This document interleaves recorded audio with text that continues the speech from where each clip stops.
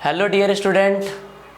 तो आज हम लोग आ चुके हैं अपने एक नए टॉपिक की तरफ, जिसका नाम है कोऑर्डिनेट ज्योमेट्री यानी कि नियामक ज्यामिति।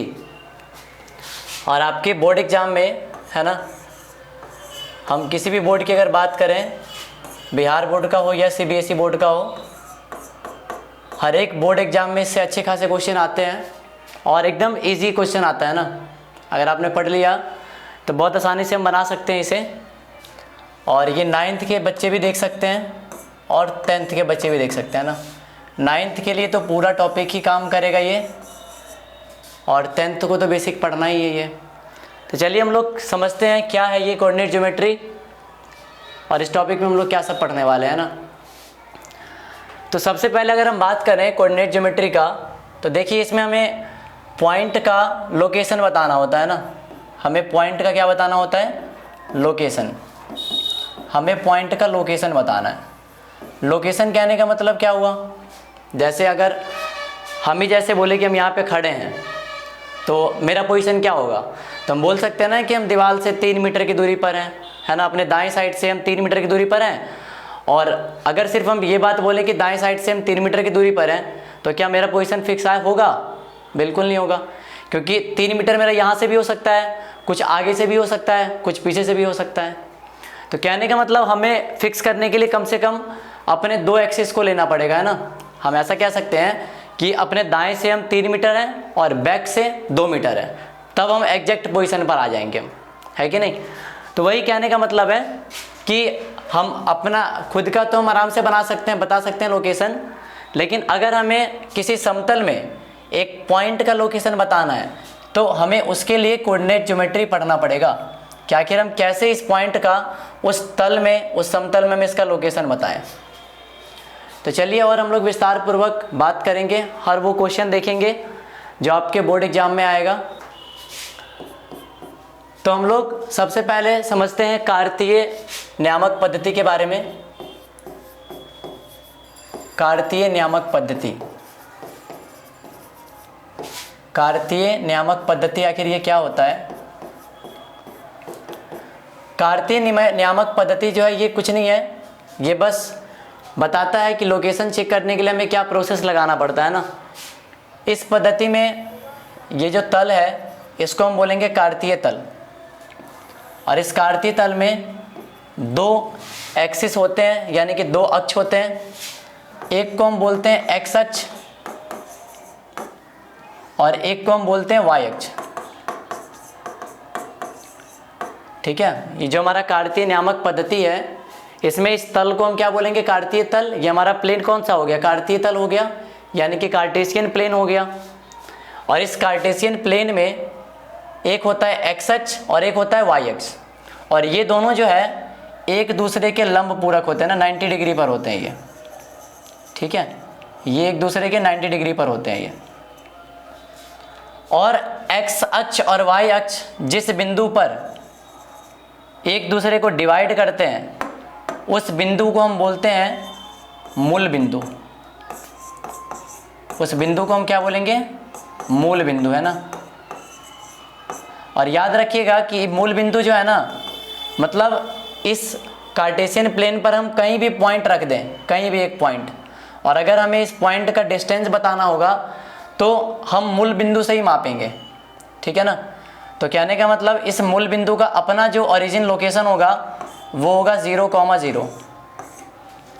क्वेश्चन ऐसे पूछा जाता है कि मूल बिंदु का नियामक क्या होता है, तो हम बोलेंगे मूल बिंदु का नियामक क्या होता है? 0,0, ठीक है। और कोई भी दूरियां जो मापी जाएगी वो कहाँ से मापी जाएगी? मूल बिंदु से मापी जाएगी। कैसे मापेंगे हम लोग चर्चा करते हैं बहुत विस्तार पूर्वक। अभी तक हमने ये समझा कि ये जो प्लेन है, इस प्लेन का नाम है कार्तीय तल, कार्टेशियन प्लेन, और इस प्लेन में 2 एक्सिस होती है, एक एक्स अक्ष और एक वाई अक्ष। ये दोनों एक दूसरे के परपेंडिकुलर होते हैं, और जिस बिंदु पर ये दोनों एक दूसरे को काटते हैं उस बिंदु को हम क्या बोलते हैं? मूल बिंदु, जिसका नियामक क्या होता है? 0,0। आगे देखिए, एक्स अक्ष का एक और नाम होता है जिसे याद रखिएगा, इसे कहते हैं भुज। एक्स अक्ष का एक और नाम होता है जिसे हम क्या बोलते हैं? भुज। हाँ, भुजा मत समझ लीजिएगा, एक्स अक्ष का नाम क्या होता है? भुज होता है, भुजा उजा नहीं होता है ना। और जब x अक्ष का एक और नाम आया तो y अक्ष का भी तो होना चाहिए, वरना तो झगड़ा ही हो जाएगा, है कि नहीं। तो y अक्ष का भी एक और नाम है जिसको हम लोग बोलेंगे कोटि, ठीक है। y अक्ष का एक और नाम क्या है, कोटि। तो याद रखेंगे x अक्ष का भी एक और नाम भुज, y अक्ष का भी एक और नाम क्या है हमारा, कोटि। अच्छा, अगर ये लाइन देख पा रहे होंगे, ये क्या है, ये धरती के समांतर है कि नहीं। तो इस लाइन को स्टैंडर्ड भाषा में एक और नाम बोला जाता है, ठीक है। इसे हम स्टैंडर्ड भाषा में एक और नाम बोला जाता है, यानी कि क्षैतिज रेखा। धरती के समांतर जो रेखा होती है ना, उसे हम क्या बोलते हैं, क्षैतिज रेखा।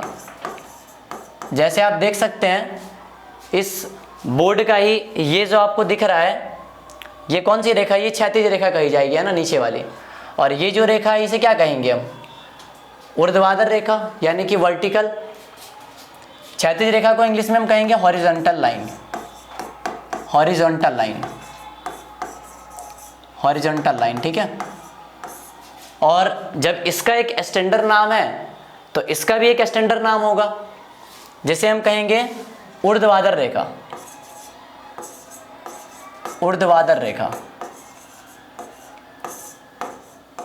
और इसे हम इंग्लिश में क्या बोलते हैं, vertical line, vertical line, vertical line.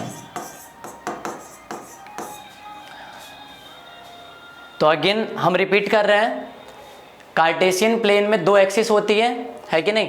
एक हॉरिजॉन्टल लाइन होती है, यानी कि क्षैतिज रेखा, जिसे एक्स अक्ष भी कहा जाता है और जिसे भुज भी कहा जाता है। एक होता है हॉरिजॉन्टल, एक होता है हॉरिजॉन्टल और एक होता है वर्टिकल, जिसे हम लोग कोटि भी कहते हैं और वाई अक्ष भी कहते हैं, ठीक है। और ये दोनों जिस बिंदु पर मिलती है, जिस बिंदु पर एक दूसरे को 90 डिग्री पे कट करती है, उस बिंदु को हम क्या बोलेंगे, मूल बिंदु, जिसका नियामक क्या होता है, 0,0। हर एक पॉइंट से क्वेश्चन बनता है, बताएंगे कैसे क्वेश्चन बनता है इसको, ठीक है ना। तो ये हमारा कहलाएगा कार्टेशियन प्लेन। आई होप ये कार्टेशियन प्लेन आप लोग को समझ में आया होगा। हम लोग बात को आगे बढ़ाते हैं, जब तक इसे आप लोग नोट कर लीजिए। तो हमने समझ लिया कि ये हमारा कार्तीय तल है, कार्टेशियन प्लेन, जिसमें दो अक्ष है ना, एक एक्स अक्ष और एक वाई अक्ष।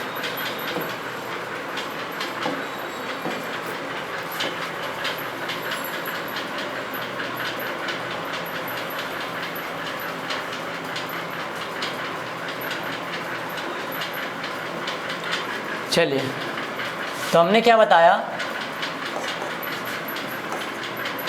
ये रहा हमारा एक्स अक्ष, ये रहा हमारा मूल बिंदु, और इसको हम मान लेते हैं एक्स डैश।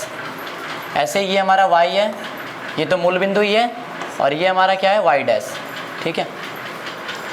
तो अब देखिए हम आखिर किस प्रकार एक प्लेन में एक बिंदु का लोकेशन बताते हैं, है ना। हम इस बात को समझते हैं। मान लेते हैं कि हमारा एक पॉइंट है ये, ठीक है ना। मान लेते हैं कि ये हमारा कोई एक पॉइंट है और इस पॉइंट का नाम क्या है, ए नाम का कोई लड़का है जो इस, तो ए नाम का लड़का है ना, और हमें अब ये बताना है कि ए का पोजीशन क्या है। तो अब देखिए ए का पोजीशन बताने के लिए दो डायरेक्शन तो फिक्स हो गया हमारे पास में, एक तो एक्स है और एक वाई है। अगर हम ऐसा बोलते हैं कि ए जो है एक्स से 3 मीटर ऊपर है, अभी मान लीजिए ए यहाँ पर हम नहीं दे रहे हैं ना, ए को हमने हटा दिया। आखिर ये कोऑर्डिनेट ज्योमेट्री का क्या यूज़ है ना, जरा इस बात पर गौर फरमाएंगे यहाँ पे। अगर हम बोलते हैं कि ए नाम का कोई लड़का है, इसी बक्से में कहीं है, ठीक है ना, लेकिन वो एक्स अक्ष से 3 मीटर ऊपर है, एक्स अक्ष से 3 मीटर ऊपर है। तो अब एक्स अक्ष से 3 मीटर, देखिए 3 मीटर ऊपर यहाँ भी हो सकता है, 3 मीटर के ऊपर है ना, ये भी तो एक्स अक्ष है, वो 3 मीटर ऊपर यहाँ भी हो सकता है, वो 3 मीटर ऊपर यहाँ भी हो सकता है। तो क्या उसका पोजीशन फिक्स हो पाएगा? बिल्कुल नहीं फिक्स हो पाएगा। तो वही बात है, हमें उसका लोकेशन बताने के लिए, हमें उसका पॉइंट बताने के लिए दो एक्सिस का ज़रूरत है ना। एक से तो बिल्कुल नहीं हो पाएगा, है ना, हमने देख लिया एक से बिल्कुल नहीं हो पाएगा। तो हम क्या करेंगे, अब इसका पोजीशन जो बताएंगे हम, वो दो एक्सिस को लेकर के, है ना, और फिर देखते हैं कि फिक्स होता है या नहीं। अब फिर से हम मान लेते हैं कि चलिए हमारा ए है और ये x से 3 मीटर पर है, x से कितने मीटर पर है, 3 मीटर पर है, और y से सपोज 2 मीटर पर है। x से तो ये 3 मीटर पर है और y से कितने मीटर पर है, ये 2 मीटर पर है। अब बताइए, अब a का पोजीशन फिक्स हुआ कि नहीं हुआ? अगर हम थोड़ा सा भी a को भगाते हैं यहाँ पे, है ना, अगर हम थोड़ा सा ही मान लेते हैं a को हम यहाँ पे कर दें, तो a x से तो अभी भी 3 मीटर पर रहेगा, लेकिन इसका y का डिस्टेंस देखिए अब बढ़ जाएगा। 2 मीटर तो पहले था, थोड़ा सा और बढ़ जाएगा। तो इसका मतलब पोजीशन तो हमने फिक्स कर दिया पहले ही। जैसे इस पॉइंट पर हमने बोला कि a जो है x से 3 मीटर है, y से 2 मीटर है, तो अब ये फिक्स हो गया। अब अगर हम थोड़ा सा भी चेंज करते हैं ना, तो भले ही उसका x नहीं बदलेगा, लेकिन y जरूर बदल जाएगा। तो कहने का मतलब, अगर हमें पॉइंट को फिक्स करना है, पॉइंट को फिक्स करना है, तो कम से कम 2 डायरेक्शन का यूज तो कम से कम करना पड़ेगा ना एक प्लेन पर, तभी हम उसके पॉइंट को, उसके लोकेशन को हम फिक्स कर पाएंगे। ना वो उधर से हिलेगा ना डोलेगा, है ना। तो यही सिस्टम कहलाता है कार्टेशियन कोऑर्डिनेट सिस्टम, जिसमें हम लोग क्या करते हैं, किसी भी पॉइंट का, किसी भी बिंदु का नियामक बताते हैं, है कि नहीं, हम उसका कोऑर्डिनेट बताते हैं, ताकि ये फिक्स हो पाए कि आखिर वास्तव में बिंदु है कहाँ। एकदम एग्जैक्ट वही पोजीशन बताएगा। तो चलिए हम लोग समझते हैं आगे। और